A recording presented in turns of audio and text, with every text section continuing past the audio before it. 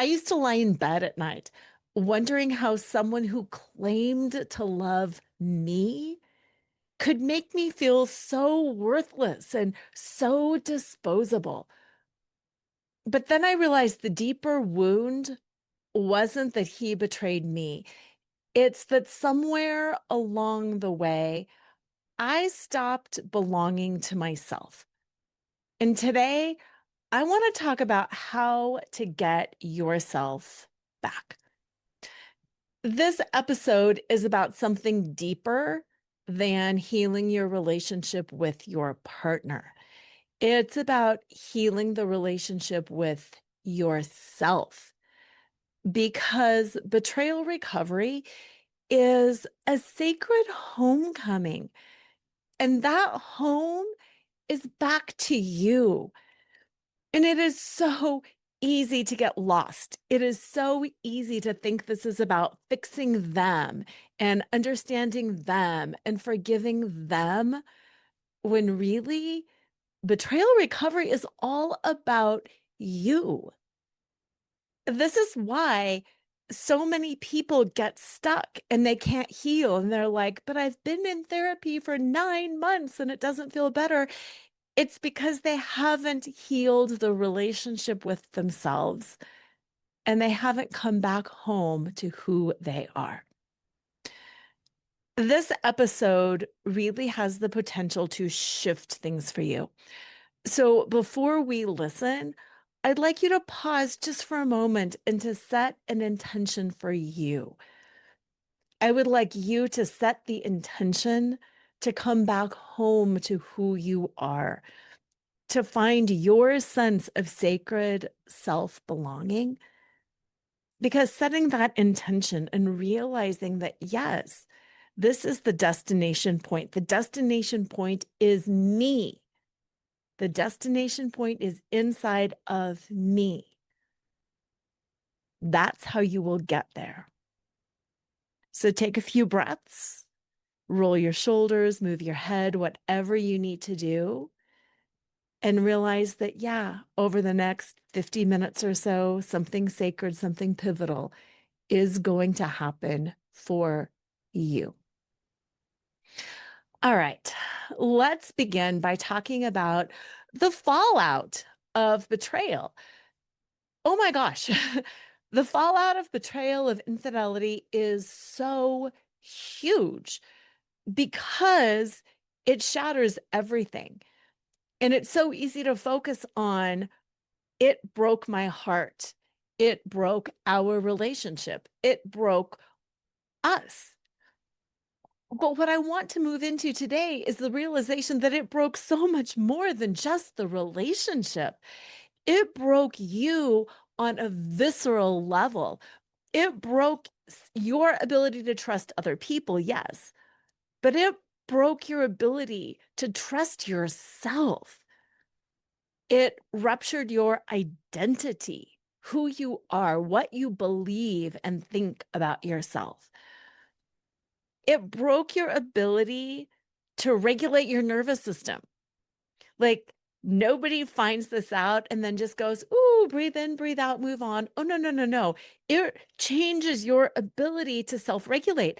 I have had so many clients who will say, I'm out of control. This anger, I have never felt anger like this. I have never been violent like this.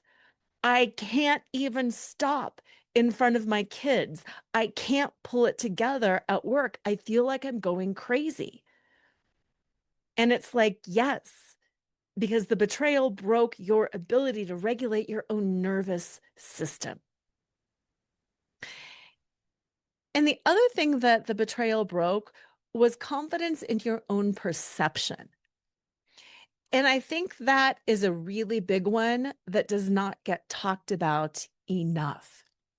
No, you don't have to identify as like, I'm intuitive and oh my gosh, this blindsided me. We all trust ourselves. I perceive people. I like people. I like the vibe. I don't like the vibe. I know when somebody is lying to me. I know when something feels off. And I know you do too. I know you are an emotionally adept person. I know you can create that alignment with other people. So, what the betrayal ruptures is your confidence in your own perception. Like, this is a phrase that so many people have said to me too. My picker is broken. How could I have picked somebody that would do this to me? How could I have been so stupid? How come I didn't know? You might be feeling like, I don't know myself anymore. I can't trust myself anymore. I can't trust anybody else anymore. If somebody that I love more than anybody could do this to me, then what could a stranger do to me? Oftentimes we second guess ourselves.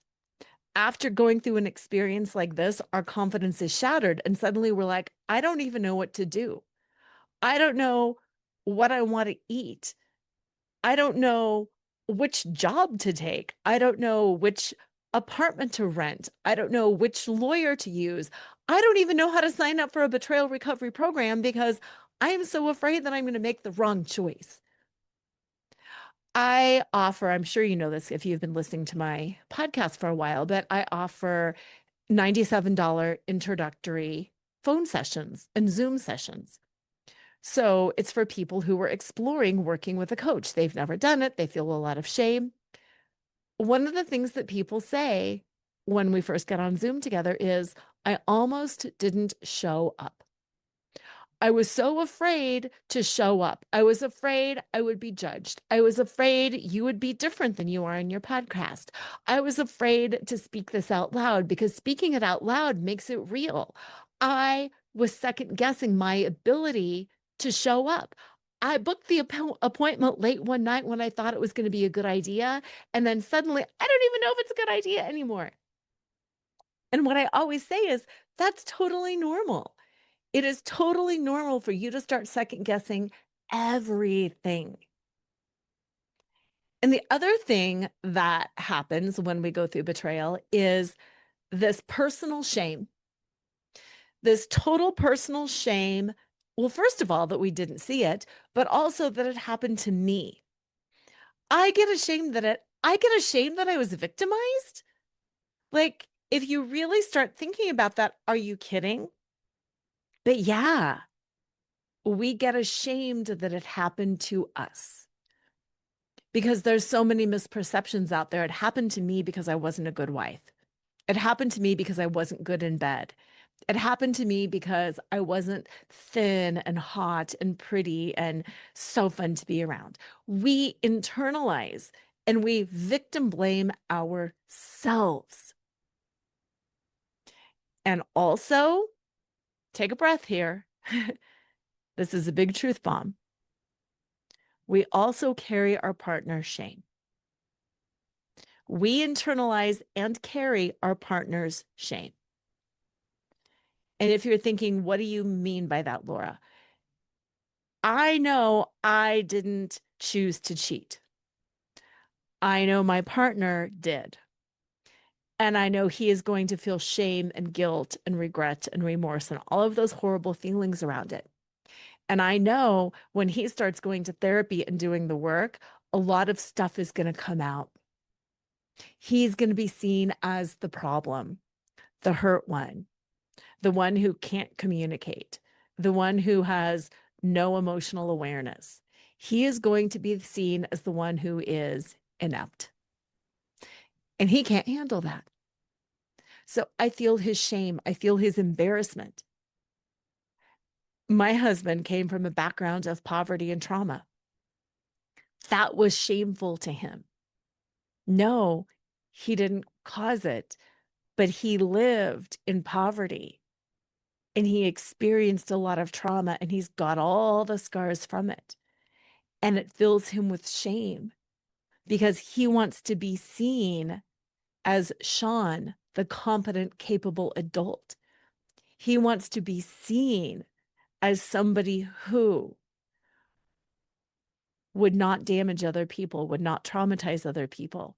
He wants to be seen as somebody who had a great childhood, as somebody who lived a quote, normal life. Nobody wants to be seen as the one who's a problem. So even though he hurt me by cheating on me, I feel his shame around all of this stuff that's coming up. And not gonna lie, even though there's a part of me that's like, oh yeah, we're own that, buddy. You did this. There's also a part of me that's like, I love and care about you, and I don't want to throw you under the bus. I don't want to air your dirty laundry. I don't want to bring shame to you. I want to protect you. And then there's that cognitive dissonance around that, that whole juxtaposition over how do I protect somebody who hurt me? Why do I want to protect somebody who hurt me? Do I love them or do I hate them? Do I want to throw them under the bus or do I want to make this whole thing go away? And the answer is it's all. It's all of that. And I'm going to say a bit more about that later, but I want to kind of sum up this section that we're talking about, which is the fallout of betrayal. That it's not just the relationship that's breaking, it's all these things inside of you that are breaking that makes you feel like you don't know yourself, like you're second guessing everything, that you're ashamed. That is a trauma response. People pleasing is a trauma response. Trying to earn back love, doing the pick me dance is a trauma response. Over explaining either about what happened to your partner or about what's going on with you is a trauma response. And also, disconnecting from your own body is a trauma response. Dissociating, putting on a happy face, that's okay, I got over it. That's a trauma response. It's easy to see falling apart, not being able to get out of bed as a trauma response, but so is overfunctioning. So is overfunctioning. Overfunctioning is a trauma response. And so many of us fall into that camp and we don't even realize we think it's a good thing. Well, of course I pull things together. Of course I'm the overfunctioner. I have to. But what is underneath that is that trauma response that I have to prove my worth, that my safety comes from other people seeing my value, that my safety comes from getting my value validated externally. And I want you to think about that. Because one of the things I also hear a lot of people say is, I'm not the one with the problem. Yeah, I hear that. I wasn't the one with the problem either. When we are the ones who aren't the problem, it only means our problems are softer, a little more hidden, and harder to see. Now, I'm not putting problems on you. I didn't have a traumatic childhood.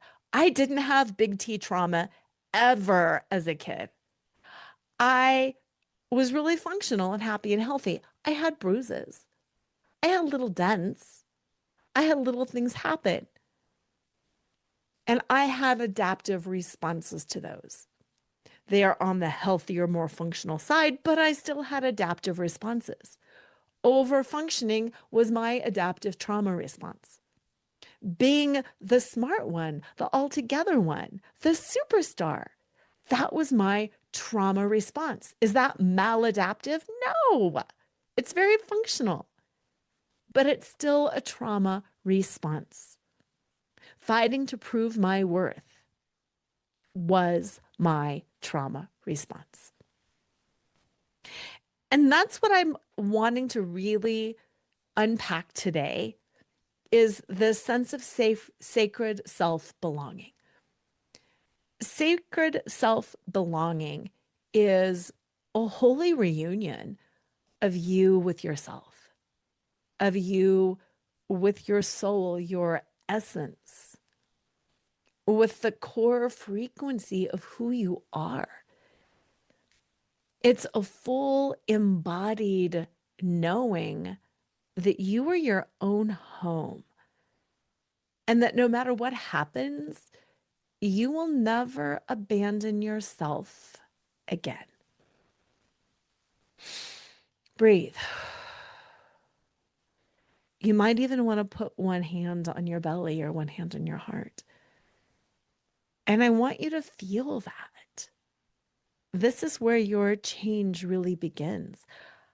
I talked about it on the intellectual level at the beginning of the show. Now we're dropping it into our body. This is sacred self-belonging. I am the essence of myself. It's not saying I am my body or I am my mind. It is saying I am the all. I am all of this. I fill my body with my essence. I feel my energy fields with my essence. I fill my relationships with my essence. I've been working and meditating a lot lately around the idea of being self-possessed. And in my July group coaching call, we talked a lot about this too. Being self-possessed is a positive thing. It's not saying I'm being egocentric. It's not saying I'm full of my ego. It's I am possessed fully with myself, not with my ego self, but with my energetic self. And in order to embody who you are, to be fully self-possessed, yes, you have to know who you are. And you have to love who you are. And most importantly, you have to trust who you are. It's the place where you're not wearing any masks. You're not wearing armor. You are completely comfortable with yourself. A couple weeks ago, I talked quite a bit about the concept of naked self-worth. And that's what it is. This is that sacred self-belonging. What happens when you have naked self-worth? Sacred self-belonging. Now, I want to be clear. It is different from self-care. Self-care is fun. We're soothing our body. We're soothing our mind. We're taking a break. We're reading a book. It's self-care. And that's not self-possession. It's not self-love. Self-love is a part of it. Self-care is a part of it. But self-care is like soothing the body and making you feel better, soothing the emotion, making it feel better. Self-love is about that emotion of value, of worth, of attention. But self-belonging is energetic. And it's like being a transceiver. I push out the energy of who I am and I receive the energy of who I am. It's energetic safety and sovereignty.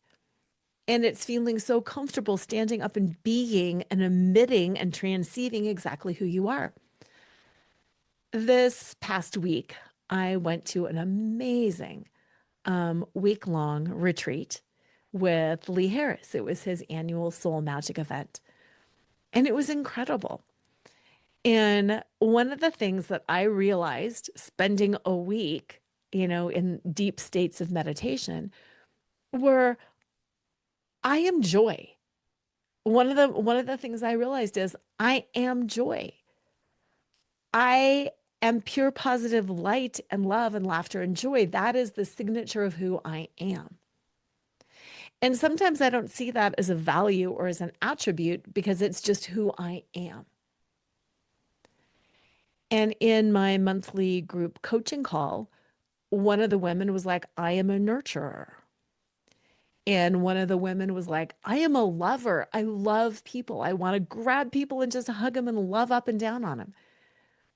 And I think we all know those people who bring laughter, those people who are nurturers, those people who are lovers, those people who are philosophers, those people who are even the people who are like antagonizers.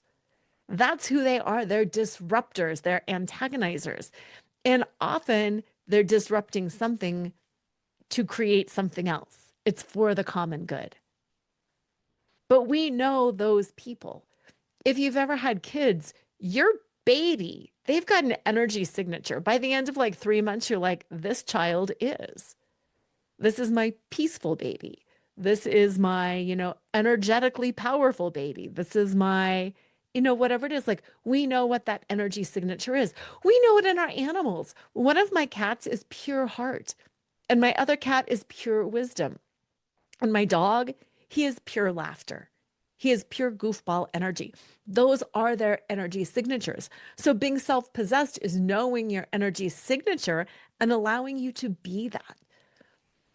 Self-belonging is rooted in somatic as well as spiritual safety. When you are fully self-possessed, when you are in a state of sacred self-belonging, you feel safe in your body. You feel safe with your thoughts.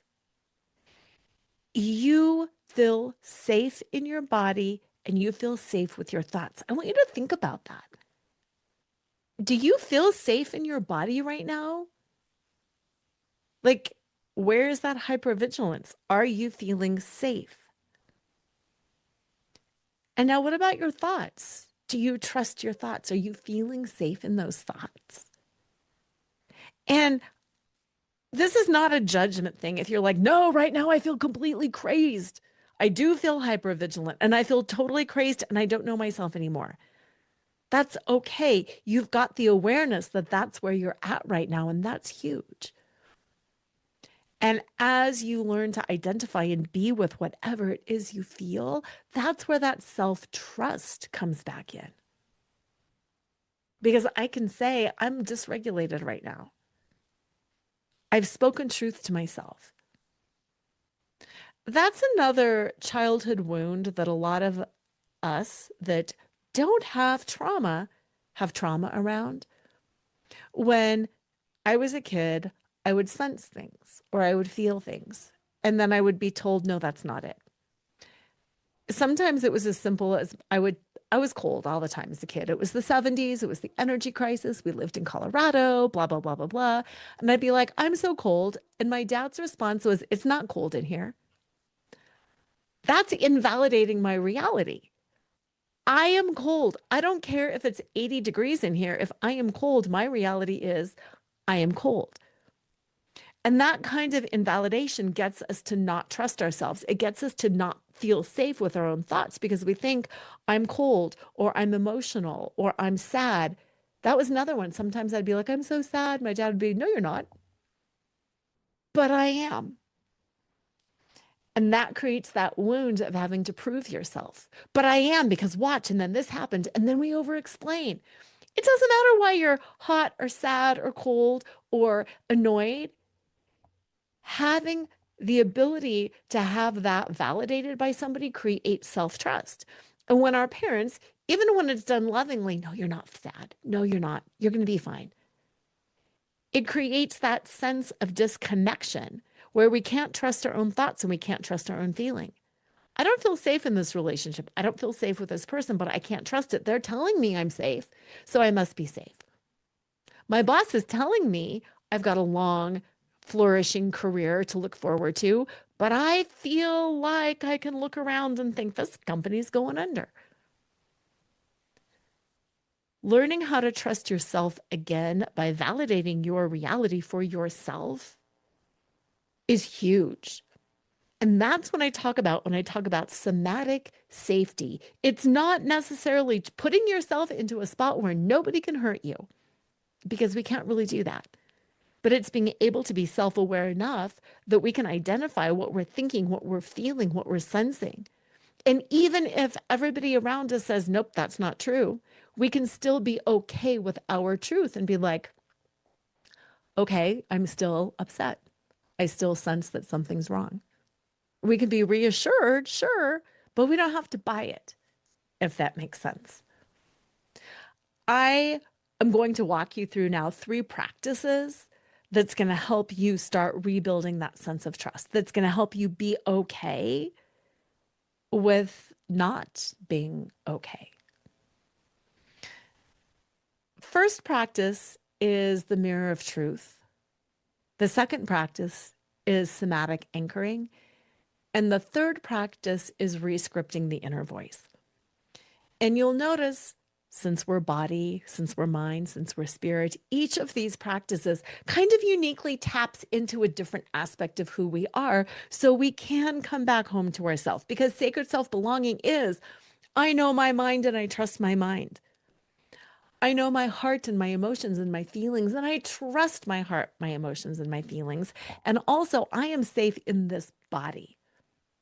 That is where that full sovereignty comes in, is trusting ourselves on every different level. So let's start with that first practice, the mirror of truth. The prompt for mirror of truth is just asking yourself, where have I abandoned myself in order to be chosen? Where have I abandoned myself in order to be chosen? If you want to journal about it, you can journal about it. If you want to just drop in and think about it, or use this prompt during your meditation, where have I showed up differently because I wanted to fit in? Going back to sixth grade is really the first time I remember showing up differently because I wanted to be a part of this little girl gang, basically. Up until sixth grade, I pretty much hung out and I was pretty much okay. And I wasn't too aware if I was a dancer. Other people did sports. I wasn't aware, like, is there a hierarchy? Should I be wanting to do sports instead of dancing? I wasn't aware. I was a good student and I loved studying. I wasn't aware, is there a stigma around that? Will I be seen as a goody two shoes? I just kind of did me and I was okay with it. And then in sixth grade, there was this amazing group of girls. And I thought they were so beautiful. And they all sat together at the cafeteria tables. And during recess, they all walked around together in this big clump. And I really, really wanted to be a part of them. I really wanted that. And I was always a little bit on the outside. They were always cooler than I was.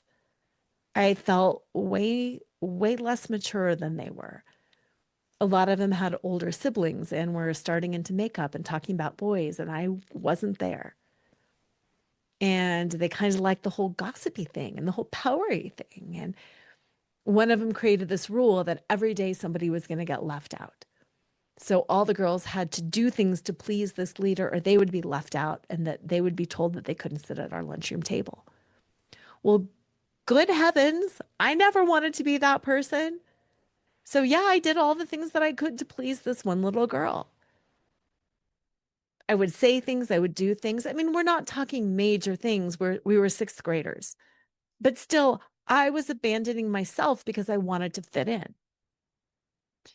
And dating, there was some of that happened when I was dating. There were things that I did to try to look cool.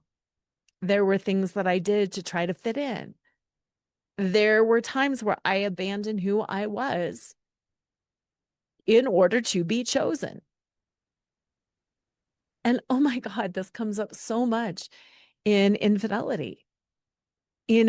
What did he do with her that he didn't do with me? What should I be doing? Maybe that's my boundary, but he did it with her. So now I have to erode my own boundary because clearly that's what he likes. And if that's what it's going to take, how many of you have been like, well, she had a different hairstyle or a different haircut or a different body size or a different body type? Again, I can't tell you how many of you have been like, well, yeah, but you should have seen her boobs. They're nothing like mine. Maybe I should get a boob job. Oh my gosh. I get it. Well, she was so thin, so I need to lose weight. Like, yes, I get it, but no, that is abandoning who you are in order to try to get somebody else to choose you. It's really interesting. When was it? It was pre-pandemic, 2018 or 2019.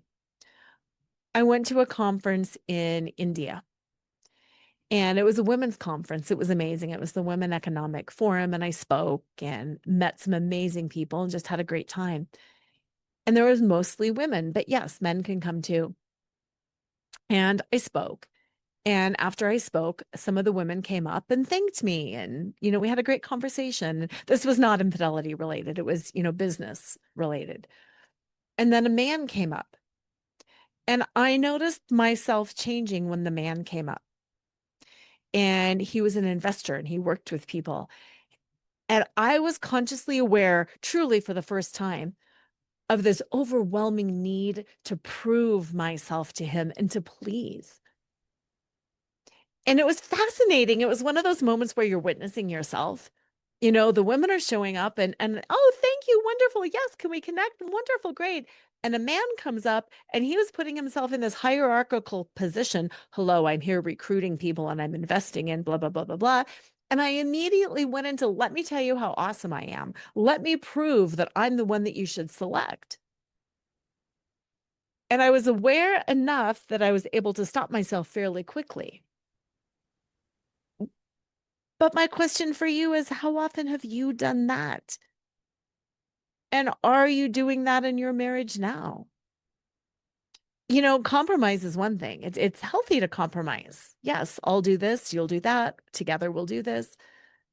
But compromise is not abandoning yourself. Compromise is, yes, I'll make dinner even though I don't want to. Compromise is, okay, we'll go to Mexico even though I wanted to go to France, but then maybe next year we'll go to Mexico or we'll go to France instead of Mexico. Like, it's a minor thing. Sometimes it's not that minor. I get that. But it's not abandoning yourself.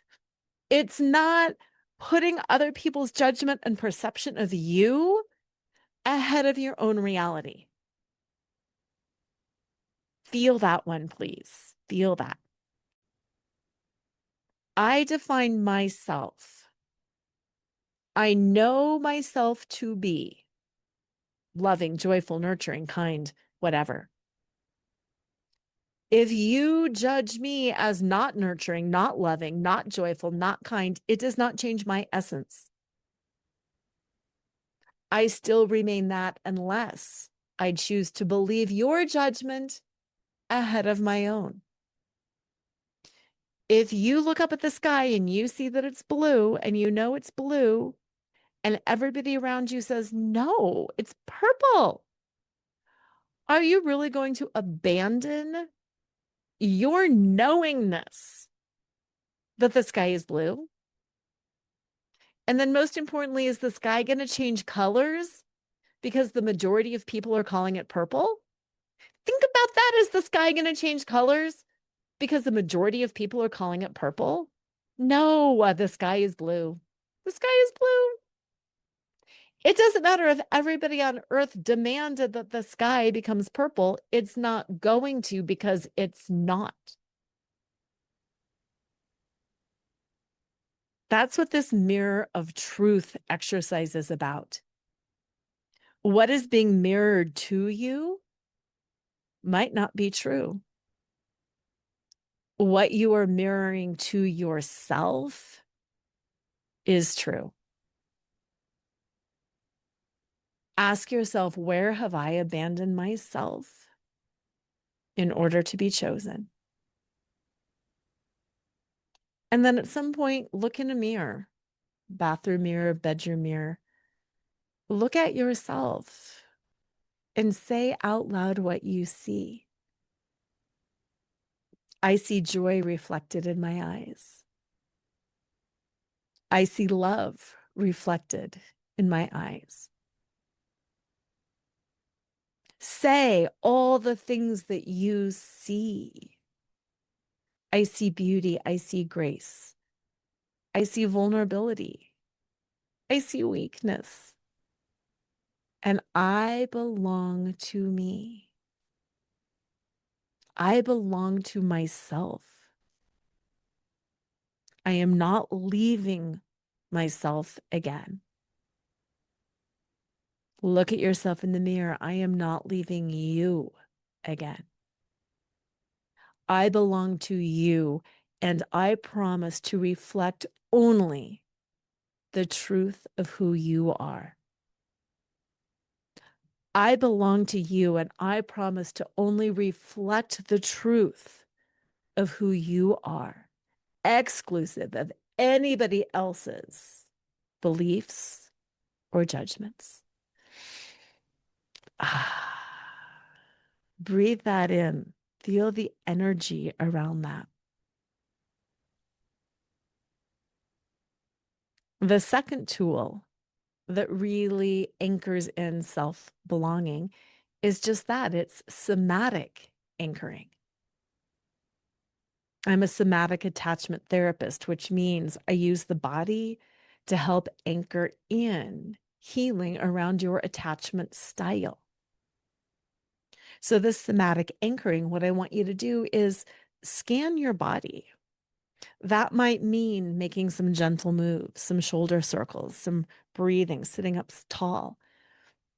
It might mean just moving your attention inward and starting with your toes, coming up your feet, legs, torso, arms, and head. And ask, where do I feel safe in my body right now? Where do I feel safe in my body right now? You might feel very safe in your thighs, in your gut. You might not feel so safe in your heart, in your mind. Just notice where you feel safe. And if it feels safe to do so, bring in more safety. Lean into that sense of safety. Look around your environment right now. Are you safe? If you're sitting in your bedroom or sitting in your kitchen, you're probably safe. Maybe you're outside running, you're walking, you're at a park. Are you safe? Don't play games in your head like, well, yeah, the whole sky could fall. Sure could. But are you safe? For the most part, are you safe? Notice that safety and try to feel it. Try to bring up that sense of safety in your body if indeed you are safe right now. And I want you to ground that sense of safety with breath and by placing one hand on the heart and one hand on the womb, the belly. And just breathe and anchor in that sense of physical safety. That sacred self-belonging. Who are you? How are you mirroring that in yourself? And how are you allowing that to feel safe in your body? Like I said, I had this realization that I am pure positive joy. I am feeling that joy in my body, in my fingers, at my temples, at my heart, in my gut, in my toes. Name what you are and see if you can move that throughout your body, that love, that nurturing, that kindness, that compassion. Anchor that into your body. Now, as that's anchored in, I want you to imagine, visualize, or pretend that somebody is trying to disrupt your peace, that somebody is trying to tell you, no, you're negative and critical. No, you're awful and rude. You're not that smart. You're disgusting. And instead of sliding up into your head to start defending that and fighting that, stay down here in your body, stay in your gut and feel it and be like, yeah, I am safe here. I am safe right here, right now. Now, the third activity that's going to help bring in that sacred sense of self-belonging. You've filled yourself up. You have found that trust with yourself in the mirror. You have found the sense of safety in your body that even though other people are trying to get you to prove your worth or trying to get you to show up a little bit differently, you're still there. The third thing I want you to do is rescript your inner voice. We've got the spirit that we addressed in that mirroring energy and that mirroring activity, where it's like I'm mirroring the energy of my soul. The somatic anchoring, we're anchoring it into the body. And this rescripting, this is an intellectual activity. This is the mind stuff. We all have an inner voice, and most of us have an inner voice that is not that kind, that says things like, you've got to do a better job. You really failed. You're really bad at this. I can't believe that's all you got done today. If people even knew what a hot mess I was, blah, blah, blah, blah, blah, blah, blah. Okay, listen to this. Does your inner critic sound like your betrayer? Does your inner critic sound like your betrayer? I want you to really think about that. My husband used to say when he was cheating, do a better job, which is such a classic projection because he wasn't doing a better job. So he would tell me to do a better job. And then I would say, oh my God, I've got to do a better job. Why am I not doing a better job? I can work harder, faster, longer, all that stuff. That was not my reality. That was his defense mechanism. That was his projection. That was on him. And yet I believed it because I was not possessed with myself. I was possessed with everybody else's opinions and judgments and thoughts of me. So notice if your inner critic sounds like your betrayer. If not, who do they sound like? Is it your critical mother or father, parenting figure? Is it a teacher?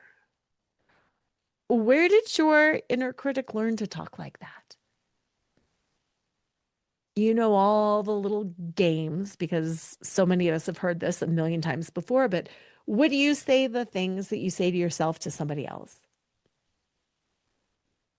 Would you, honest to God, look at your best friend and be like, oh my God, you suck.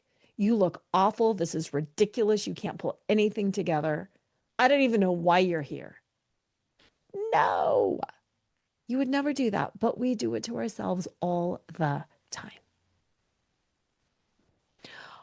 Our inner critic, that inner voice, sets the tone for our reality. It is a tall order to say, oh, wow, I get that. I'm never going to berate myself again because this is an ingrained habit. But what I am asking you to do is to start noticing and to start reframing, to affirm for yourself, I believe in you. You've got this now. I've got this. Lately, I've been saying a lot, you can do this, Lora. You can do this, Lora. You've got this, Lora. And that is becoming my default when I'm like, oh my God, I'm so overwhelmed. Oh my God, I have so much to do. I'm never going to figure this all out. I don't know how I'm going to get all this done. To, you've got this, Lora. You can do this, Lora.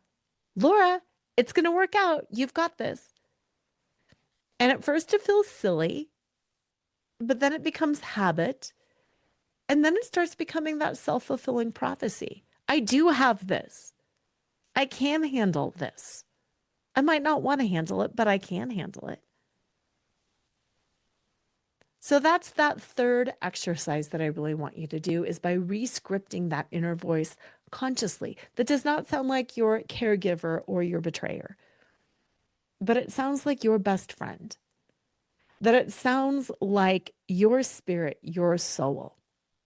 Like when I said, I am joy. That mirror of truth is I walk away from being joy to try to fit in. So now I am mirroring this back to myself. The somatic anchoring is feeling that joy in my body, even when people are trying to take it away. And then that rescripting that inner voice is, I bring joy to people. If they don't want to receive that, I don't need to hound them. This is also a recent learning that I'm just figuring out. If somebody doesn't want my love, I'm not going to force it on them. If somebody doesn't want my joy and my energy, I'm not going to force it on them. It's not a rejection of me. It's that they can't handle it. It's that they can't handle it for some reason. And oh my gosh, in the past, as part of proving myself, I would chase down all the people who didn't quite get me. Oh, I'm going to make you understand me. Instead of engaging with all of you beautiful, amazing people who send me emails, who book appointments, who cultivate a relationship with me, I would chase after the people who are like, I don't really get your show. If you look and there's ratings, like on my podcast, and the negative ratings, those are the people who I'm like, oh my God, we got to talk. We got to figure it out. Instead of, and there's only like three, instead of looking at all 40 positive ones, I'm focusing on the three negative ones and what I can do to prove myself to you, what I can do to explain because you clearly misunderstood me. And if you only knew what I was really going for, you would love me too. So I got to prove myself to you and look at how wonderful and look at how open I am. And I'm going to take that feedback. Oh my God, no. No, no, no, no, no. Do you feel that? Do you do that too? Say you do that too. And this is a little side note. Please leave me a review. Apple Podcasts has the review. Spotify, you can do the little star links. Most podcast platforms have a way to rate and review. Amazon is a little, yeah, it's still not Amazon, Apple Music. I think I said that wrong. Apple Music. It's a little tricky to leave a review sometimes because you can do the stars and the writing, but it would make a world of difference because people do look at the reviews. And if you could speak about the changes that it has made for you, I would really appreciate that. And if you're listening to this podcast on a platform that doesn't allow reviews, email me a review, please.